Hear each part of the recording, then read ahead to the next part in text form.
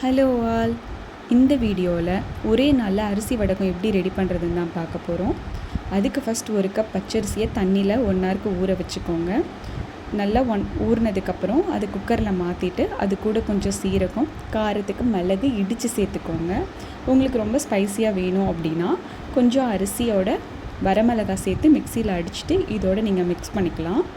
தென் கொஞ்சம் சால்ட்டு சேர்த்துட்டு 1 கப் அரிசிக்கு 3 கப் தண்ணி வைக்கணும். நீங்கள் 2 கப் வச்சிங்க அப்படின்னா 6 கப் தண்ணி, அதாவது எவ்வளோ அரிசி எடுக்கிறீங்களோ அதோட 3 பங்கு தண்ணி ஆட் பண்ணி குக்கரில் 5லேருந்து 6 விசில் வைங்க. நல்லா குழஞ்சி வந்துடும். இந்த குழஞ்சி வந்ததில் மற்ற வச்சு இன்னும் கொஞ்சம் நல்லா மேஷ் பண்ணிக்கோங்க. மேஷ் பண்ணிவிட்டு இந்த மாதிரி முறுக்கு புளியிற குழாயில் உங்களுக்கு என்ன ஷேப்பில் வேணுமோ அந்த ஷேப்பில் வடகத்தை இந்த மாதிரி நீங்கள் போட்டு எடுத்துக்கோங்க.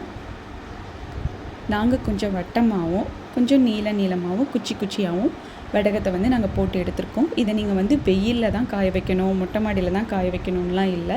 வீட்டுக்குள்ளே நிழல்லே கூட காய வைக்கலாம். 1 டே காய்ஞ்சாலே போதும்.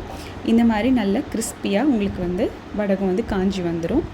அதுக்கப்புறம் நீங்கள் எப்போல்லாம் உங்களுக்கு வடகம் வேணுமோ அப்போல்லாம் நீங்கள் இந்த மாதிரி கொஞ்சம் கொஞ்சமாக ஆயிலில் பொரித்து எடுத்து சாதத்துக்கும் சாப்பிட்டுக்கலாம், ஸ்நாக்ஸாகவும் சாப்பிட்டுக்கலாம்.